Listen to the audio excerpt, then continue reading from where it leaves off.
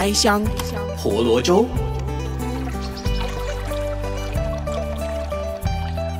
欢迎收听这一期的开箱婆罗洲。你好，我是 Celes 美玲。那这一期的节目呢，我自己本身其实是非常期待的，因为我们就知道来自古晋的音乐才子 Alvin Wee 最近就凭着迪斯尼动画片 Encanto 魔法满屋荣获好莱坞2022年美国电影音响协会 CAS 所颁发的杰出混音奖为砂拉越争光。那年纪轻轻的他也是第一位获得这个奖项的大马人。那今天的节目就非常荣幸邀请到了 Alvin， 通过越洋连线远在加州洛杉矶的他和我们分享他的创作历程。所以欢迎 Alvin， Welcome Alvin for joining us today. Thank you. 大家好。Yeah, because before the interview start, we actually have a little bit chit chat with Alvin, and I just learned that Alvin actually can understand Mandarin, right? It's just that maybe not that fluent. So after this, we were still conducting this interview mainly in English. So 首先就是要先恭喜你获得这个奖项，为我国争光耶！谢谢你。Yeah. Thank you. So how do you feel right now? You know, like since the announcement of the award, so maybe it's already passed by a few days. So could you share with us about your feeling now? Well, I mean, when they announced, I have to say, like, I was very, like, 非常高兴. I was very happy that my team won. I also, like, because I'm so, like, I feel like I'm very part of, like, being a Malaysian. Like, this is a very good win for the Malaysians who, like, want to do this, and, like, I feel very proud to be able to do this and show that, like our people at home can also do this at this level. So from the time you knew you nominated for the CAS Outstanding Achievement Award in sound mixing, how do you perceive this incident?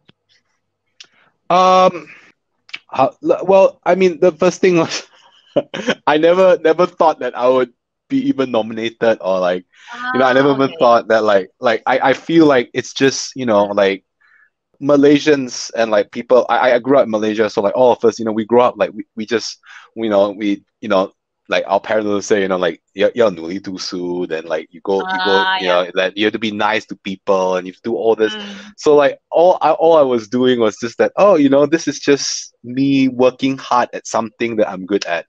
And I'm very, very happy to be recognized by the CAS. Okay, and we also learned that other than this nomination, Encanto has actually earned other Academy Award nominations, including Best Original Score for Oscar. So was wondering, how do you join the Disney animated film Encanto's team in producing and mixing the soundtrack? Well, the soundtrack is divided into like two parts, right? You have the orchestral part and the song, right? The song is very popular and we all know that, and they have their own producer there. And the music, the score, which is like the orchestra and like the music underneath that ties the movie together. That's like that part, they call it the original score. The composer, her name is Jermaine Franco, and she's one of the person who gave me my very first chances in Hollywood. She gave me my first movie to mix.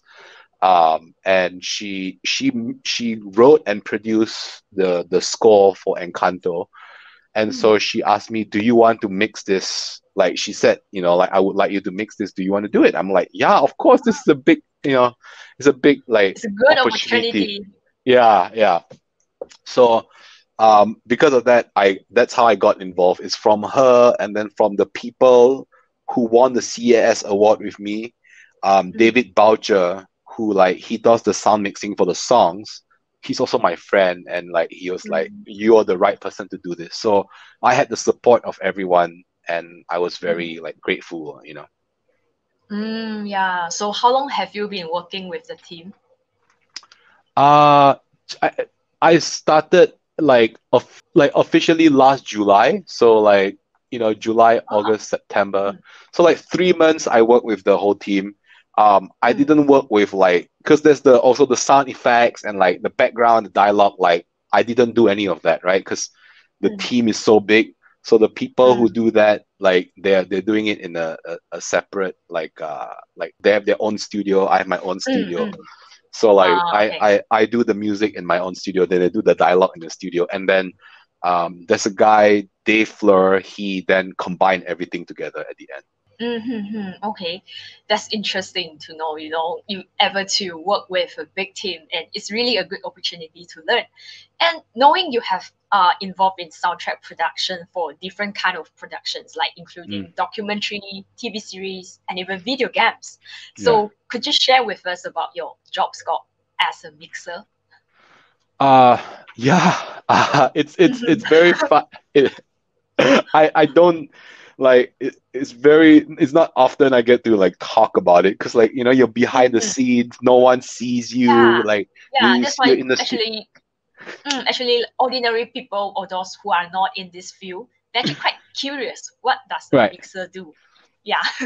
So like like when the orchestra plays, right, like someone when you hear it, you only hear it once. And the thing is, if you want to hear it again, you need to like record it. So people put microphones all around and then they record everything.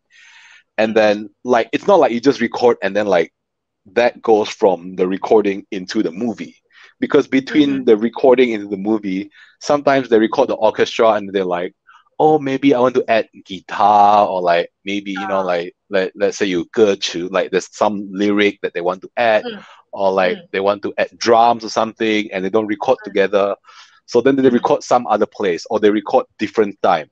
So maybe like when you put it together, like you play it on top of each other, it might not play together because they're not in the same room.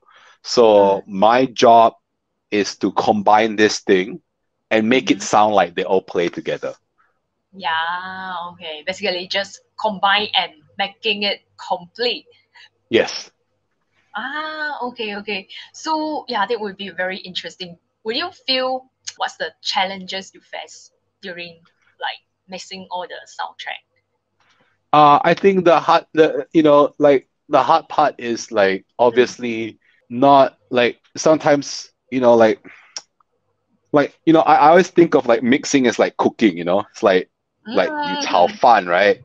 Like you put the rice, like you got the ingredients. So you get the ingredients, you chop it up, you put into the guali, you put the rice, you put your egg, you put your oil. But then if you put like, let's say you put your soy sauce or you put your chili, you don't want it to be too spicy, you don't want it to be too salty, you don't want it to be too sweet, you don't want it to be too bitter.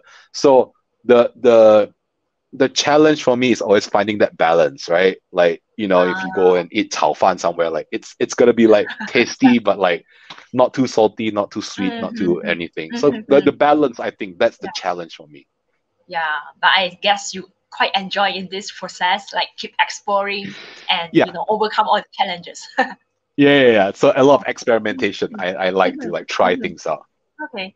So I was wondering what sparks your interest in this industry, like since you are young, you are actually interested with it, or since I'm young, actually, back in Kuching, when I first started, I play guitar, I play bass, and I play in a lot of bands. Like I played with some orchestra in Kuching.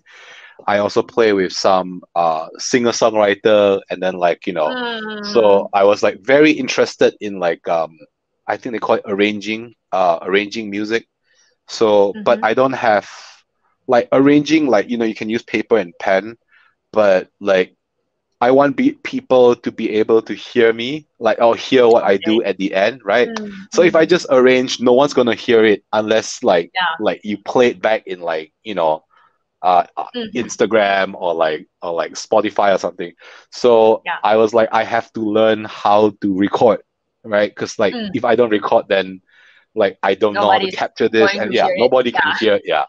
So then I start learning how to record and how to mix, and then I learned that so this is the part of the music where like after I write the song, how do I present it to the listener? And that's why I was very interested. Okay. So are you pursuing the related academic in the US? Yes, I was. Well, I did writing, contemporary writing and production, which is like, you learn to write for like big band, write for orchestra, learn to write for band or whatever. And then I also pursue what they call music production and engineering, which is what I'm doing now. You learn to record, you learn to mix, you learn to produce, you learn to work with songwriters, you learn to work with singers. And then like, the singer come into the room, and then like I'm trying to record them, but they're like, let's say they, maybe like maybe a little xiao, like, like a little shy, like they're a little quiet. Yeah. So it's my job to like, don't worry, it's okay. We'll record it, and if it's not good, we can take it again. Make them feel comfortable. It's kind of like just getting the best performance out of it. Okay. So you have been actually working or based in US, especially Los Angeles, for like 11 years. So what does it feel like to pursue your dream in a foreign country? I think I really like being in LA as much as I miss home in Kuching a lot. I think I like it here. Yeah, my LA is my second home. But I still miss home. People there are nicer. People there, like they're nicer because I connect to them. I understand them. Like talking to you makes me feel very happy. Thanks. I'm very yeah. And like it feels great to be able to do this, but also I think it's important to acknowledge that if I don't have the support of my papa mama, I think I wouldn't have come out here. And I feel very proud that they support me, and I think that I want to always do my best for everyone, So I'm very happy here, but also like I feel so much of a connection back home that I want to do both, make people proud. Yeah, as I think you're just trying to gain as much experience and exposure in US. Yeah. So knowing you drew on influences and growing up with traditional music in Sarawak and Malaysia, according to your previous interview with Borneo Post. So would you try to also incorporate these local elements in your production? Yes, absolutely. Yes. I think Hollywood in general is always looking for very new sounds, very interesting music, like they're all looking for fresh things. And like, I think there's a lot of like collaboration between like the East and West now with like Korean K drama and like, like even Chinese productions and like even like, Thai films and Japanese films kind of cross over between Hollywood and that. So they're always looking for new sounds. And, my goal is to bring more local instruments from Sarawak and Malaysia into Hollywood productions. So I'm trying to bring the sape here. I'm trying to bring the seruling here, the gendang. Sound of Borneo. Yeah, the sound of Borneo. And like, I work like I did a lot of Kung Fu Panda stuff, so I recorded a lot of Pipa and like Guzhen and Erhu. And so I work with a lot of that. And even the Ruan and like the Yangqing Guqing, like I record a lot of that here. All the Chinese instrument. All the Chinese instrument, because I know how that sounds because I worked with a Chinese orchestra in Kuching before, so I know how it sounds.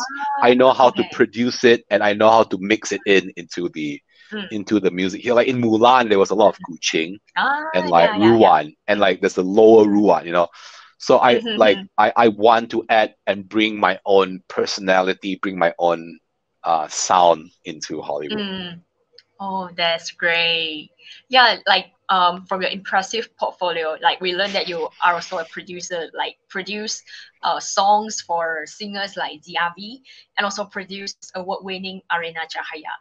And you also Yeah. produce songs for Disney Mulan, Kung Fu Panda 3, Final Fantasy, and so on. So which project would be the most memorable project so far? I'm very proud of Arena Cahaya with ZRV, honestly, and Rendra. You know, like Rendra is one of the first persons who like gave me my first chance. You know, he brought me out to do Malaysian project with ZRV, and you know, I was very grateful for them to bring me to Taiwan and to perform with Z at the Jingmajiang.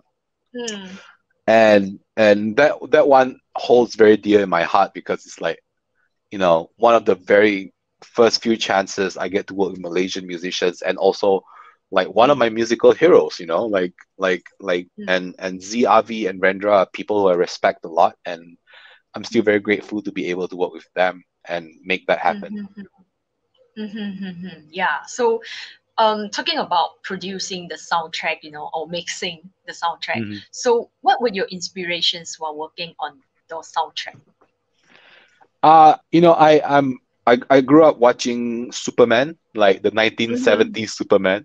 So that soundtrack is like one of my favorite soundtrack. Star Wars, the original Star Wars is also one of my favorite soundtrack. And obviously, like I grew up listening to rock bands, you know.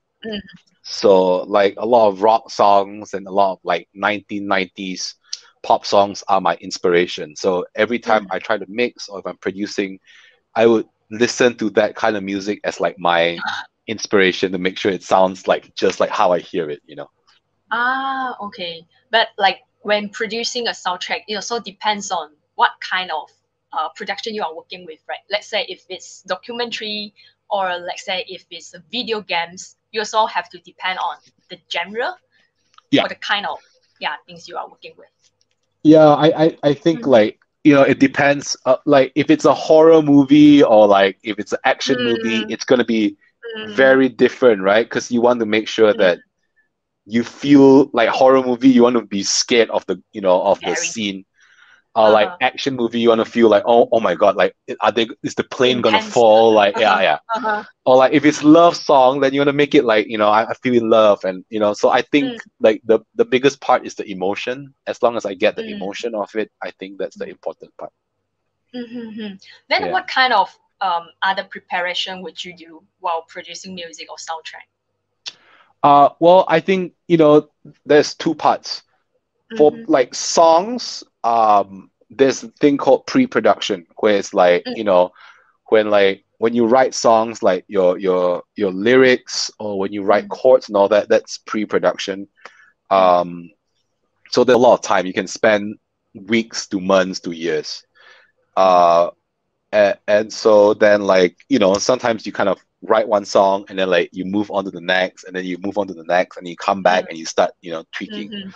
With film, there is like a schedule. So when you go into the production of the score, I go do a lot of research. Like, you know, like for Encanto, I have to go read about Colombia. I have to study their music, listen and understand like how they, you know, like, because their music is as important to them. Like they have their own instrument, they have their own version of like Yangqing. They have their own version of like, you know, pipa. Like they have all that, you know, like every culture has their own thing. So I want to make sure that it sounds correct and it sounds like it's from Colombia. So you have to even trace back the history and the culture. So studying and reading about the history and culture is very important. Wow, that's really, I mean, a lot of hard work that, you know, people who are not involved in it, they actually don't really know it. So talking back, you know, maybe moving back to the context of Malaysia, since you have been working in the US for like many years, so looking back in context of Malaysia, what else can be improved in the creative industry here? I think we just need to support our people. We should definitely like, we should, you know, like if our friends want to be a opera singer, if our friends like, you know, like I have some friends who want to be actor, or a friend want to be painter, or like set designer or cinematographer. We should I think just as as a community, we should always support them, right? Mm-hmm. Like not say, oh, like that's just that's just a dream or whatever. Like we should find ways to say, oh, maybe you can do that, or maybe you can go here, or maybe you can go there. I think we should also help like these people who like want to pursue these things with like, obviously with financial assistance is always helpful. Like say, you can go study, we'll help you. If you want to be a radio presenter, we'll help you, like this is what you do, or if you want to go here, we'll help you. I think, like all these kind of programs to help like music and arts, that public programs, I think is very important. And I think the more we do it, I think the more we'll see people out in the world. Mm-hmm. So I think providing a platform for the artists is also very important for people to listen to their work. Yeah. And then speaking of, the pandemic time now, what will be the challenges you face during pandemic? As a lot of performances are being put on hold, and sometimes you might need to work remotely with your team. So how are you dealing with all these challenges? Well, I think I'll give you an example. Like, I have to record this pipa player, and she's like a very, very, she's a very good pipa player, but she cannot go into the recording studio. So what we do is like I have to build a recording equipment rig, and then we mail it to her house. We send it to her in San Diego. Like it's like it's like if you live in Kuching and like she lives in like Miri, it's like a 3-hour like drive. Like it's very far. So we send the machine to her, then we connect to Wi-Fi. We connect to her Wi-Fi, and then I'm in LA. So on LA, I was like on my machine, like trying to connect and record her from LA. So that's one of the challenges of like working, but we recorded it. It's very beautiful. I mixed everything. The music can be heard in Universal City Beijing. So if you go to Universal City Beijing, they have this big, like they call it a peach tree there. It's a big tree, and there's a lot of music. You hear music all day there, and there's like season music. So there's summer, spring, and fall, and all that. So that music I mixed, and so like that was done during the pandemic. And so not only that was that recorded there, some other friend had to record in their place, and they sent it to me. So then this is where like mixing is very important, I think, is that, or like the production of it is very important, is that you cannot be in the same room as someone. So you have to trust that the mixer can put all this together so they sound like they're in the same room. Yeah. And also, from your sharing just now, also realize that technology plays an important part as well. Because, without the internet, the Wi-Fi, then really couldn't deliver all the product. Exactly. So now, computer is very important. Technology is very important. So what's next after this? Like, or is there any other work that you are currently doing? Yeah, I got a couple of songs coming out in Malaysia soon, this year. Okay. So stay, follow me on, stay tuned. Follow me on Instagram or wherever. Just say hi. Come say hi to me. I always like chatting with people. My Instagram is Wee the Walrus, WEE the Walrus.